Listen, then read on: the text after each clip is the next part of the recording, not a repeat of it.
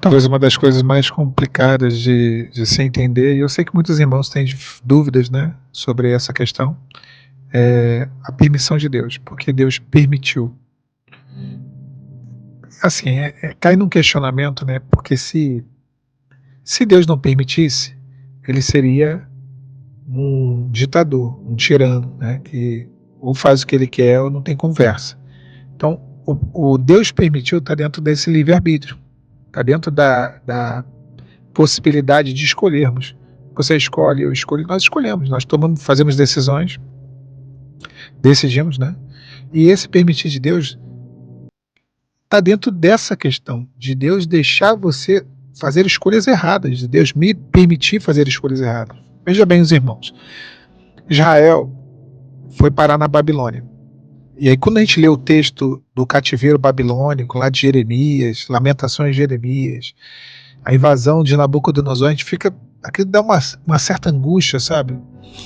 Uma certa tristeza. Você vê o templo sendo queimado, você vê os utensílios sendo levados, né? As pessoas sendo mortas, mulheres, homens, crianças, a cidade de Jerusalém, que era uma cidade santa, sendo queimada. Mas isso, meus irmãos, não aconteceu do dia para a noite, da noite para o dia, não. Isso aí foi ao longo de séculos. Isso se deu a partir de escolhas que eles foram fazendo ao longo de séculos. Quer ver uma escolha que aconteceu? Muitos anos antes, né, do episódio da Babilônia, séculos antes, o profeta Samuel vai e deixa de ser o líder espiritual do povo. Deus queria o seguinte: o Senhor seria o líder do povo, o Senhor seria o rei, o prefeito, o presidente, o governador. Deus seria a liderança do povo. Eles falaram: não, nós não queremos isso não. Nós queremos um rei, que nem os povos das terras vizinhas, né, os povos vizinhos. Nós queremos um rei. E aí Samuel fica muito triste, e Deus fala assim: não fica triste não, eles não estão te rejeitando, eles estão me rejeitando. E aí o Senhor permite que eles escolham um rei. O Senhor até revela um rei, veio a ser Saul. Muita coisa deu certo durante os 25 anos, muita coisa deu errado, e no final deu mais errado do que tudo, e acabou Saul sendo retirado. A gente conhece a história. Davi foi eleito, depois de Davi veio Salomão, depois de Salomão veio Roboão, aí o reino foi dividido entre Roboão e Jeroboão, e aí começou uma sucessão de reis bons e mais ainda reis ruins. Então tudo isso, esses reis ruins que vieram, a escolha que eles fizeram lá atrás de querer um rei, levou eles a uma apostasia, levou eles a viver uma vida longe de Deus, que é a apostasia, uma vida longe de Deus. E o Senhor permitiu. Foi a vontade permissível de Deus. Sim, porque Deus permitiu que eles escolhessem. Deus não é o tirano.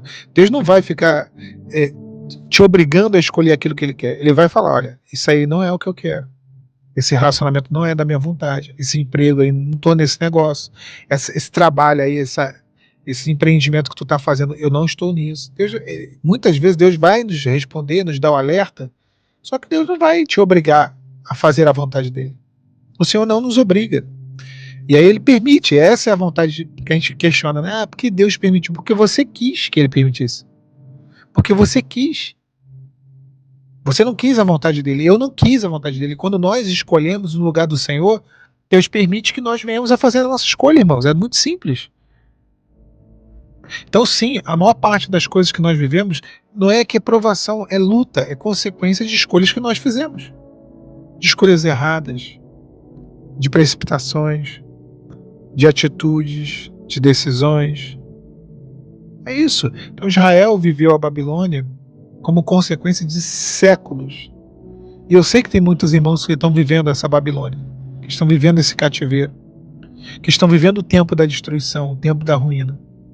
Mas aquilo não era o fim da história do povo de Deus. Deus tinha uma obra de restauração. Deus tinha um plano de reconciliação. O Senhor diz para Jeremias: olha, compra o campo de Anatote, porque eu ainda vos farei plantar e vender nesse lugar. Comprar e vender nesse lugar. Plantar e colher nesse lugar. Esse lugar ainda será um lugar abençoado. Você estava dizendo: essa terra hoje é uma terra que está sendo dominada, que está sendo destruída, mas eu vos trarei de volta. Mesmo diante da destruição, Deus tinha um plano de reparo.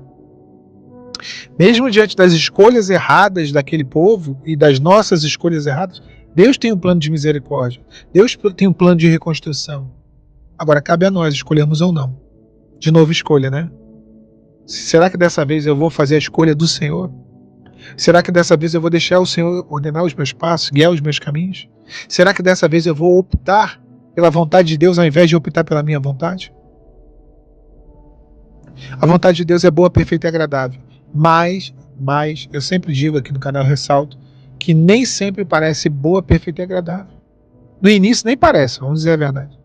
Quando ele fala assim, não vai por esse caminho, vai pelo outro, a gente fala assim, Senhor, esse outro caminho não é bom não, Senhor. Pelo menos não parece ser tão bom. Não parece ser perfeito e muito menos é agradável, é totalmente desagradável. Quantas vezes, né? Eu me deparei com situações que eu falava isso pro Senhor. Senhor, não é bom, não é perfeito e muito menos agradável. Só é a tua vontade. E aí depois lá na frente eu fui ver que era bom, era perfeito e era agradável. Você não sabe o que fazer, não sabe como agir, não sabe que decisão tomar, não haja. Não haja. Essa é a melhor decisão a ser tomada quando há confusão, quando há dúvida. Não tomar, não agir, não decidir nada. Esperar Deus te situar. Buscar se situar em Deus, né? É isso. É você ligar o aplicativo de... Você quer sair de um ponto e ir para outro lugar. Quer sair de uma cidade para uma outra cidade. A primeira coisa que tu tem que fazer, eu sempre falo isso no canal, é ligar... Você ligou o aplicativo, o Waze, o Google Maps. Você quer ir se baseando ali pelo aplicativo para chegar, né, um aplicativo de mobilidade, de localização, para chegar na outra cidade que você não conhece o caminho. Primeira coisa que o aplicativo vai fazer, você permite, vai aparecer a mensagenzinha, você permite acessar, você permite o Waze, você permite o Maps acessar a sua localização? Aí você vai ter que botar lá sim.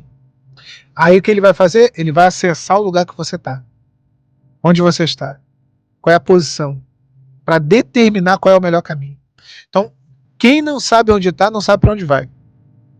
Você não tem como saber para onde você vai se você não sabe nem onde você está. Esse é o primeiro ponto. Então, o primeiro tratar do Espírito Santo, o primeiro mover, o primeiro cuidado de Deus conosco, para nos levar ao projeto dele, para nos levar ao propósito dele, é nos mostrar onde estamos. Qual é a nossa localização. Que lugar que você está no teu processo, que lugar que você está na sua vida, que fase que você está, o que você está vivendo, você reconhecer, você entender. E aí, a partir disso, o Senhor vai determinar a rota. A partir disso, quando Deus chama Abraão e fala, olha, tu tá aqui, ó, sai da tua terra, da casa de teus pais, da tua parentela, esse é o lugar que você tá. Mas o primeiro lugar, sai da tua tenda. Esse é o lugar que você tá, limitado, envolvido por quem não deveria estar, influenciado por quem não deveria ser influenciado. Esse é o lugar que eu vou te tirar. E tu irás para um lugar que eu te mostrarei. E aí Deus determinou a rota. No caso de Abraão, ele não sabia qual era o destino. No nosso caso não é muito diferente, não. Às vezes Deus determina a rota, nós não conhecemos o destino, mas nós seguimos pela fé, porque é pela fé o nosso caminhar, é pela fé a nossa vida, é pela fé a nossa vereda, é pela fé, são pela fé as nossas escolhas. Meu irmão, minha irmã, ative a sua localização. Entenda em que momento você está, em que fase você está vivendo. Não só de luta, de provação, eu estou no pior momento da minha vida.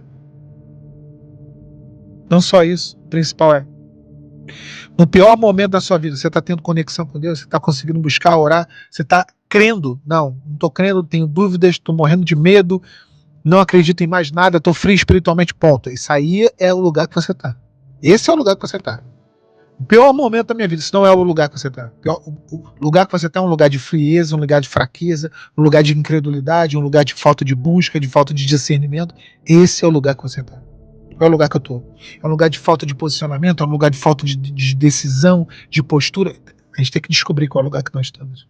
E aí, descobrindo o lugar que você está, o Espírito Santo vai te conduzir, vai te levar até o propósito que ele tem para a sua vida, até o lugar que ele tem para você.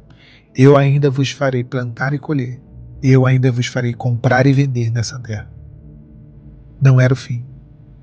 E eu digo para você nessa noite de quarta-feira, não é o fim. Hoje é dia 22, né? Do 4. Não é o fim. Deus tem planos. Eu bem sei os pensamentos que tenho acerca de vós. De paz. Pensamentos de paz para vos dar o fim que esperais. Deus abençoe vocês nessa noite. Tome posse dessa palavra. Fique na paz. A paz do Senhor Jesus.